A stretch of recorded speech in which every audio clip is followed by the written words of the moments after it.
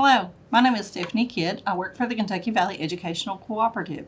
Today, we're going to talk about counting on strategies and what does that look like for you in your classroom. If we have students who are having trouble with counting on, maybe we need to move back and do some of the just one-to-one correspondence with that student. So please do that. And what I mean by one-to-one correspondence is getting that student to actually touch. A good example is right here. They're going to touch and organize. Now, of course, mine's already organized, but most of the time I tell them to bring it to the bottom of the paper or make sure they put it into the 10 frame when they're doing it, and they can only count when it's in to the 10 frame. So, or at the edge of the paper. So it would be 1, 2, 3. And so that's one way that we can do one-to-one correspondence with our students, making sure that they are organizing, because organization in mathematics is extremely important. Now, for counting on strategies, sometimes students have trouble grasping the number and then being able to count on. I always recommend a 100 chart or a number line, which is what we have here, for our students to be able to see. And I really recommend that they go ahead and put counters or something, 1, 2, so that they're putting the number along with a quantity in their head. And so this gives them the chance. Of course, I would have them to turn them over, and we're going to do them all in yellow, or we're going to do them all red, whatever color you're going to do at that point. So we start with those kind of activities and then having them to count on. Now, many times we get a sing-song going for our kids, and they'll go 1, 2, 3, 4. I know how to count, and it's 1, 2, 3, 4, 5, 6, 7, 8, 9, 10. And then I'll say, well, please start at 4 and let's count. And so they don't have that counting on strategy. They'll go 4, I don't, and they can't remember, or they'll go back and they'll go 1, 2, 5. So they'll have that opportunity for them to do that. Sometimes having that hundreds chart or having a number line for them to be able to look at and say 4 and then 5, it gets them started for those kind of activities, especially students who are struggling. But again, I don't want them to have to always go back to 1 and count all the way up. So some activities that we can do is, 1, I like to have this a little bit larger, and I'm going to turn this over so that we're doing this on this paper. I want them to have just a plain dice that have the numerals, and then I want them to be able to have a dice that has, and I love to use the larger ones. I usually have the larger ones of these, but I've run out. So they'll roll the number 5, they'll roll this one, and I'm going to say, now we're going to count on.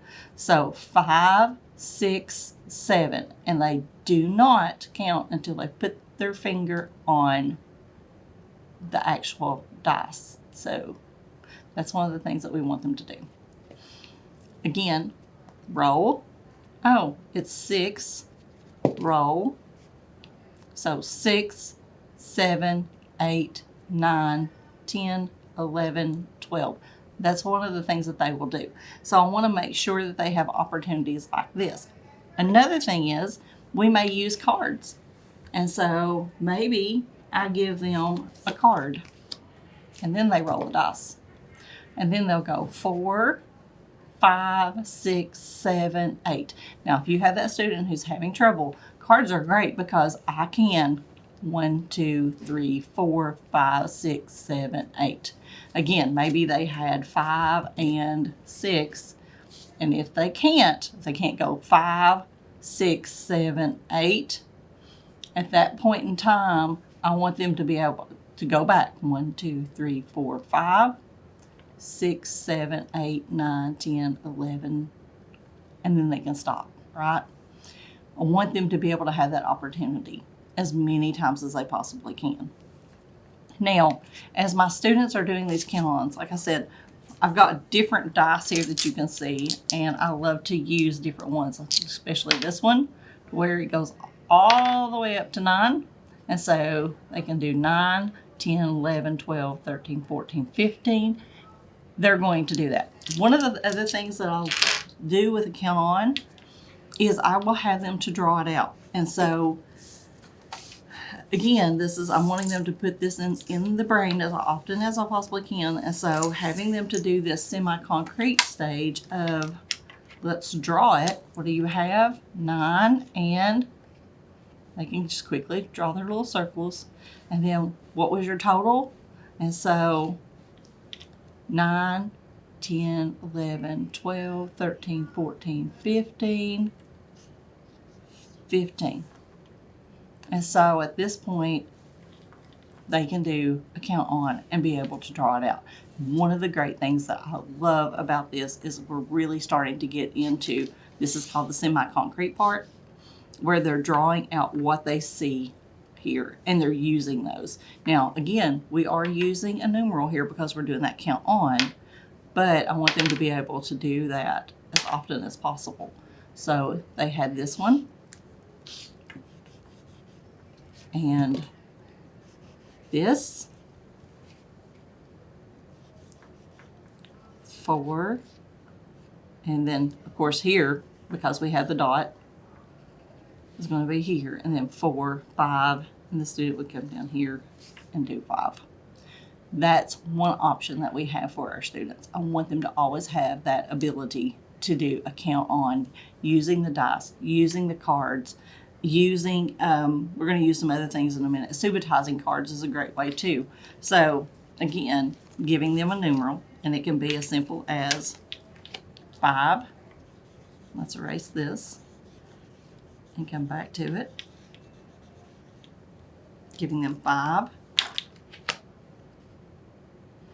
And then at this point, I can say, well, we've seen a 10 frame. What does that look like? And it can be 7. So we're going to do 5, and we're counting up 7. So 5, 6, 7, 8, 9, 10, 11, 12. And so they'll put their 5 down.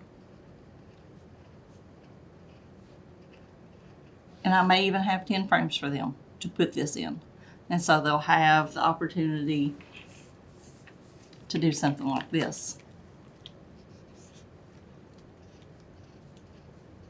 And they'll fill in, right? And then 5, 6, 7, 8, 9, 10, 11, 12.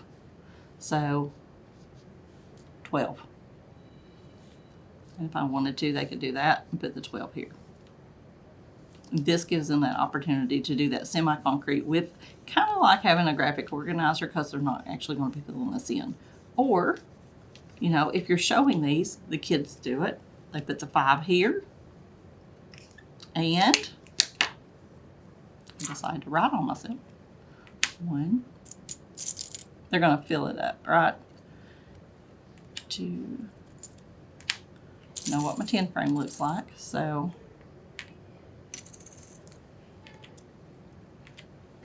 and so they do that, and then they say, oh, 5, 6, 7, 8, 9, 10, 11, 12. And then here they can write 5 plus 7 equals 12. So that's the option that they have for those different ones. Sometimes I can have them to write the number above so that they can remember that and then write it here as an equation. So different ways that you can use in your classroom for them to use these options. Again, if I don't have this, of course, I can use, like I said, I love 12-sided die because now I've got 9 and 7. So if I had 9 and 7, 9 was my dice. I could count on 1, 2, 3, 4, 5, 6, 7, right? I didn't count on, did I? 9, 10, 11, 12, 13, 14, 15, 16. And so this total is 16. So 9 plus 7 equals 16. Different ways that I can, again, get my students to understand how that they can count on. And these are using multiple things that you have available to you. Counters, course, are always great. 10 frames, wonderful. Just these $1.99 dice that you can get. You can get a whole pack of them for like $1.99 from Amazon, and you can get just, if your student's not ready, maybe just a 4, right? So this is a 4-sided. This one here, it's a 10-sided, but of course it's got 0 on it, and that's a good point too. Having our students to go from 0 and then count up. But I don't always want them starting at 0. I do count arounds often in my room. And so with the count around, one of the things that I will do is I don't always start at 0. Sometimes I'll start at 2. Sometimes I'll start at 3. Sometimes I may start at 10. There are days when we may start at 15 and make it a little bit harder for our students to think, okay, what's my next number? And so this gives them that opportunity to do that. Another thing that I do for my students is, besides the dice, I'll use this one here. That's a 6, so I'm going to turn him around. And then if I'm working in a small group or I'm working with individuals, I may just put out a couple and I'll just scatter them, right? And I'm going to be like, now I want you to do the count on. If my student's not organizing and they try to do this and they go 1, 2, they go 6, 7, 8, 9, 10, 11, 12, 13, and I know automatically they're not organizing, I stop them and I say, okay, remember our strategy is to line them up or to pull down. Now, they can choose to go get them a 10 frame, which I hope they're pulling that, or they can choose to pull these to the edge of the table. In this case, they're going to pull them to my whiteboard here. And so they may go 6, 7, 8, 9, 10, 11, 12. That's what I want them to do. And I may demonstrate this a couple of times if they're still struggling with that. So keep in mind, this is one of the ways that I want my students to really think about getting them to organize their mathematics, but also when they're counting on, to understand. Like I said, they may choose to go get a 10 frame and they may want to put them in a 10 frame. And this is one of those math practices that they're choosing a strategic tool, right? And so this will give them the opportunity. Another thing that I love is if that student's really struggling, they're just really, really struggling, I use an enlarged hundreds chart. And so we'll roll. They can put it on the 10, and I will just give them some cubes. And I'll say, now you're going to count up this many, right? Now they're going to say 10, 11, 12, 13, 14, 15. Now what's my number? 15. So, and they'll see that. And then it's like, okay, 10 plus 5 is 15. Another thing that we may use besides that is pennies. Maybe I just give them some pennies because pennies are 1, right? And so I give them some pennies. They roll. And I get 11. And we're going to count up. 1, 12. I did it again. 11, 12, 13, 14, 15, 16. And so my students can start to put that on a hundreds chart and get that understanding along with that numeral in there for counting up strategies. It's a great way to get our kids to count up. I may give them a card. And so I'll say, okay, it's 5 and we're counting up this many, right?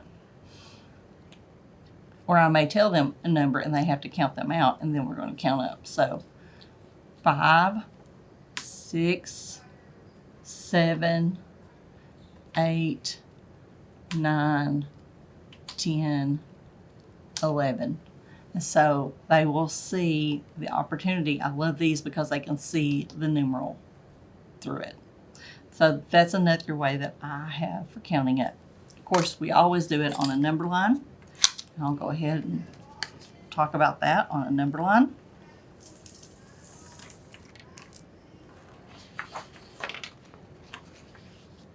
If I have my number line and it's laying here, and we're going to do some count up strategies. I don't know how well you can see my number line, but there it is. And maybe, like I said, we've used subitizing cards. We've used some other. Maybe I'm having them to just roll 2 dice. And so the first one is a 1, and we're counting up 6. So they'll go 1, and then they can do count up if they want to and put a counter to it. 3,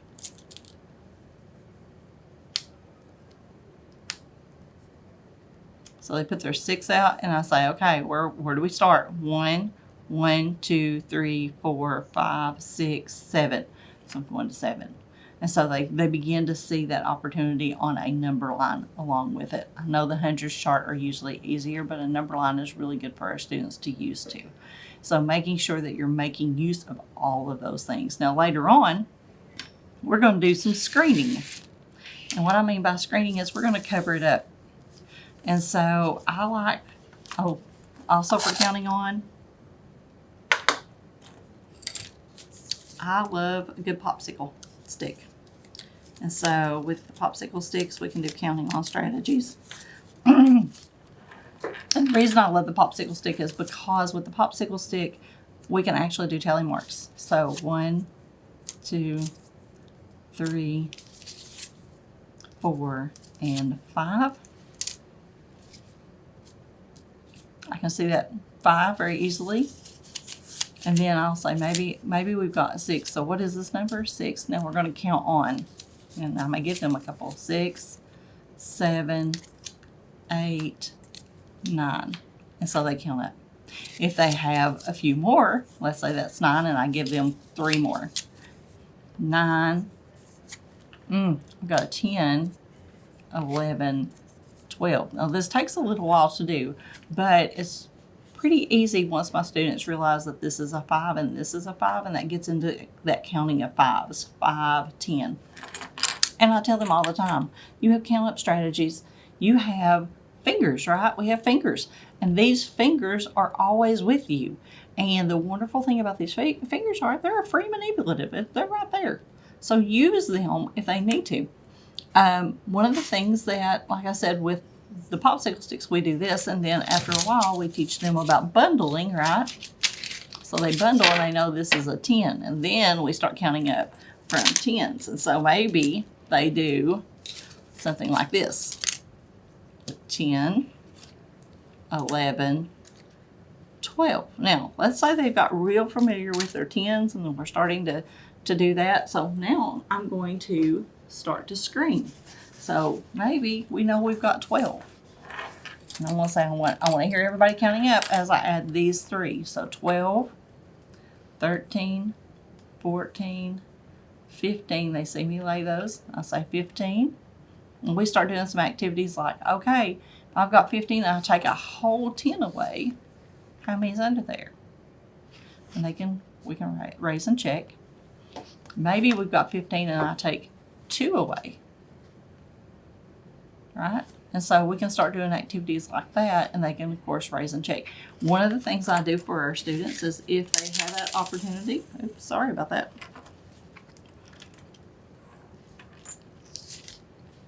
I have them to do the semi-concrete if they need to. So, good example. I'll say, okay, we're starting with 12. And so the students will draw a big bundle and sticks, right? And so that's a big bundle and sticks. And they'll say, okay, starting with 12, and now I'm going to add 3. And so they can, if they need to, add 3 real quick. And so they know as I'm doing this, they're doing it here, and so they can count 10, and then that would be 5, that's 15, right? And so we get them to do that. And then later on, if I say, okay, I've got 15, and so my total is 15, and maybe I'm taking some away, and so they may have to redraw this. Maybe they took this out, and so now I took 1 away, and so now there's 14, and so I took 1 away, now there's 14, and we had that conversation. And so they do different activities, but we're always also trying to work in the semi-concrete where they're drawing it and they're seeing that equation, which is the abstract, or the numbers, which is very abstract for our students. So that's just a couple of the different ways that we do this. I wanted to show you today, there's other 10 frames that you can get. The supervising cards that I use today, these supervising cards right here, they came from the Kentucky Center for Mathematics. It's called the Kentucky Numeracy Project. So if you type in Kentucky Numeracy Project, these supervising cards came from them. These were just some 100 charts that I had and 10 frames that I had. And you can also get some off of what's called blacklinemasters.math.com. Yeah, I just type in Blackline Masters Math, and it's the first Google that usually comes up. I go in there and they've got like different hundreds chart. They've got different 10 frames that you can do, and that's where this 10 frame here come from.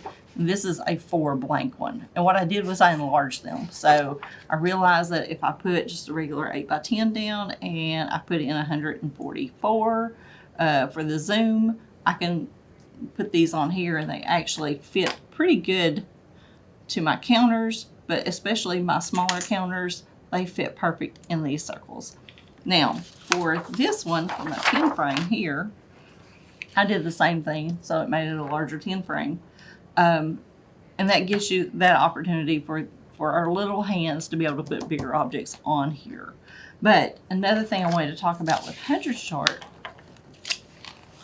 for today is just getting that opportunity for students to count on using money. And so many times we don't think about using money for counting on, but it's a great strategy for our students to have, is to understand, once they understand what the coins are, they can use a hundreds chart to help them, because it gets really hard. But again, I'm going to do this with the semi-concrete. And so I want to kind of do it like it's a number line. It's one of the ways that I teach my kids to do this. And so what I do is, maybe I've given them some money. And so I'm going to say this is here. This is what they have. So maybe I give them this amount of money. And I tell them to always, again, organize your money. And so I know this is a quarter. I know this is a dime, nickels, and then I've got some pennies. And if they're thinking about it, they don't always have to start at the quarter. Not always. They can actually start with the pennies if they want to. But try to get them to organize, try to think them about the most at the beginning. And so they'll start with a quarter, hopefully, and they'll say 25, and I'll say, okay. So our first jump is 25. That's our first quarter. And then I even have them label it like a Q at the top, as you can see. So then they'll have a dime, and they'll say, oh, that's 10 more. So 10 more, which is the dime, which is plus 10, is going to give me 35. I see that. Now I've got a nickel. And a nickel is 5 more. And so if they need to, they can go 5 more. 1, 2, 3, 4, 5. Oh, that's at 40. And so maybe I'm doing a nickel, and it's plus 5, and now I'm at 40. And then, oh, there's another nickel that's 5 more. So 45. And so they can start to do this on the hundreds chart. So we add 5 more, which makes me at 45. And then I'm going to add 4 pennies. So 4 pennies is 1, 46, 47, 48, 49. And so my students then are able to go 4 pennies, and I'm at 49. And so that's plus 1, plus 1, plus 1, plus 1, and I'm at 49. And so an easier way for them to get started with counting change is to use a hundreds chart, so that they are having to just look at it and be like, oh, that's 10. And I've done a hundreds chart before, so 25 plus 10. I'm just moving straight down. That's going to be 35. And then, oh, well, 5 more. That's going to be at the 40, 45. And then I can count by my ones. And so there's a lot of counting going on in money that we really don't think about, but it's a great way for us to be able to use a hundreds chart if they need to. And again, using an open number line for them. because they have that open number line. They know what they need to do, and if they need to, they can put these above it so that they remember how much they're adding each time.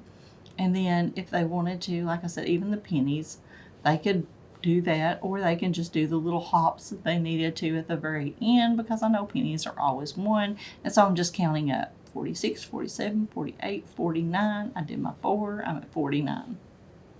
And so getting them to start putting these two together gives our students the chance to really understand when they're counting money and how to count on for that counting money part. Again, I wanted to give you some counting on strategies that you could have that would be great for your students. Now, as your students get into larger numbers, the dice here that I have, this one is a 20. Like I said, these are dice like used for D&D. This one's a 20 sided, so you can see it's got 11, it's got 14, we've got 20 on here, and so my students could count up from 20, 20, and then maybe we give them 5 more. And so they're going to have to pull out 5 more, and we're going to count up. And so this gives them that opportunity to, again, I don't want them just doing that. If they're going to drop 5 more in their hand and they know this is 5, then they're going to do 21, 22, 23, 24, 25. They can't say the number until they hear the hit. Or I would prefer that they line them up either on the chart like this, right? They're going to line them up, and they could count on up if they needed to. Or if they have a 100 chart, we go to the 20, and then we're going to count on, right? They can do it on a number line. After they get very comfortable with it, we can move that to a number line, and they can do those quick little jumps. So I'm at 20. Now I'm going to do 5 more. 21, 22, 23, 24, 25. I'm at 25. And that's 5 more, right? So 1, 2, 3, 4, 5. And so they would be able to see, and that's 25. Things for your students to be able to do, and activities that you want them to do while you're actually working through different manipulatives, right? I'm not always going to stick with the same manipulative. There may be some that my students come back to, they may want to use, but I always try to make sure that they have multiple manipulatives that they have used so that we can transition that understanding and that knowledge. Because like I said, I use that 100 chart for many different things. Addition, subtraction. We use it for counting money. I've used it for students to see fractions when we've shaded it in, for them to see decimals. There's a great things that a 100 chart can be used for outside of just the typical, oh, it's a 100 chart and we're just doing addition and subtraction. Okay, so our next strategy that we're going to talk about is the bead string, and I love a bead string. So with counting on strategies with the bead string, of course, they're always done in tens. Now, your students may not be ready for 100, so take the beads off that they don't need because they become a distraction. But the great thing about a bead string is it's very linear. So if I'm having the students, let's say that I told them that we are going to do 4, right? And we're going to count on 6 more, right? And so if we're doing 4 and we're counting on 6 more, I'm going to go ahead and pull over 4. 1, 2, 3, 4. And so they're going to have that. Now, I need to count on. Again, I'm counting on 6. And so I'm going to look and I'm going to make sure I've got 6 here. Pull those away. And then it's 4, 5, 6, 7, 8, 9, 10. Now, you noticed I didn't say the number until I did a click. There, I want my students to do the same thing. They can't. And then, of course, I'll put another clip. Now, if they're going to write this, they're going to say 4 plus 6 equals 10, right? And so they will, again, do this on the board. So they would have already 4, and we're going to add 6. And then when they're finished, I'm hoping they'll notice that, oh, it's right there at that red for the next one, Because like I said, if this is done in tens, they'll automatically see that 10. Now, that may not be the case always, and they may have to recount. So if they do, give them that chance. Let them experiment with it. But let's do another one real quick. Moving these aside. Just pulling cards, right? Got 10, adding 7. Now, hoping my student and I do this and say, got 10, and we're going to count on 7. I'm hoping they'll quickly go, right here's 10. And then, if they need to, go ahead and pull over their 7, right? And so, here's their 7. Now, they're really good. What they'll do is they'll say, oh, there's 3. And so, I know this is 7 here. And then, let them count on 10, 11, 12, 13, 14, 15, 16, 17. Now, they have that opportunity to do that. I would love for this to be a 9 so that we could see that. But in this case, where it was 10 plus 7, we've got 17. My students, again, would write it. If they needed to, we could pull this out and we could do it on a 10 frame. There's different ways that we could do different graphic organizers that go along with this. So don't be afraid to pull out multiple manipulatives if they need it. I greatly appreciate your time today. You can always get in touch with me at stephanie.kit@theholler.org. And have a great day.